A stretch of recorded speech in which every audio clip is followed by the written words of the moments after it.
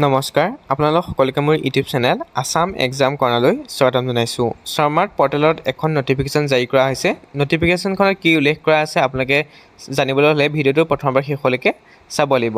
ইয়াত first semester নতুনকৈ admission লোৱা আৰু যোৱা বছৰত এডমিশ্যন লোৱা ফাৰ্ষ্ট ছেমিষ্টাৰ FYG ষ্টুডেণ্টৰ কাৰণে কিছুমান কথা উল্লেখ কৰিছে।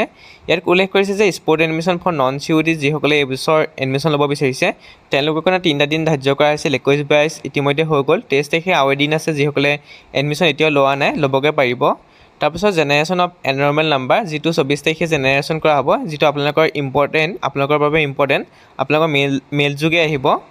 তাৰপিছত আহিলে আপোনালোকৰ মুখ্যমন্ত্ৰী নিযুত মইনা আঁচনি ছোৱালীৰ কাৰণে এইখিনি ৰেজিষ্ট্ৰেশ্যন কৰিব ক'লে যে তাৰপৰা ইয়াত কৈছে যে last date for change of major and minor for first semester admission, অৰ্থাৎ এতিয়াও যদি আপুনি আপোনাৰ মেজৰ মাইনৰ চেঞ্জ কৰিব বিচাৰে তেতিয়াহ'লে আপোনালোকে 28 তাৰিখে চেঞ্জ কৰিব পাৰিব। যিসকলে এতিয়া এডমিশ্যন লৈছে ফাৰ্ষ্ট ছেমিষ্টাৰত তেওঁলোকে মেজৰ মাইনৰখন সলনি কৰিব পাৰিব। তাৰপিছত কৈছে change of major and minor for third semester admission, অৰ্থাৎ যিসকলে যোৱা বছৰ এডমিশ্যন লৈছিলে ফাৰ্ষ্ট ছেমিষ্টাৰত অৰ্থাৎ FYGত যিসকলে যোৱা বছৰ এডমিশ্যন লৈছিলে তেওঁলোকে এতিয়া মেজৰ মাইনৰ চেঞ্জ কৰিব পাৰিব থাৰ্ড ছেমিষ্টাৰত।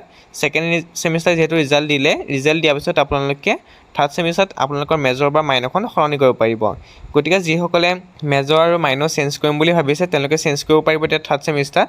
আৰু যিসকলে নতুনকৈ নামভৰ্তি কৰিছে ফাৰ্ষ্ট ছেমিষ্টাৰত এইবেলি তেওঁলোকে 28 তাৰিখে আপোনালোকৰ মেজৰ আৰু মাইনৰ চেঞ্জ কৰিব পাৰিব। গতিকে এইখিনি কথা উল্লেখ কৰিছে।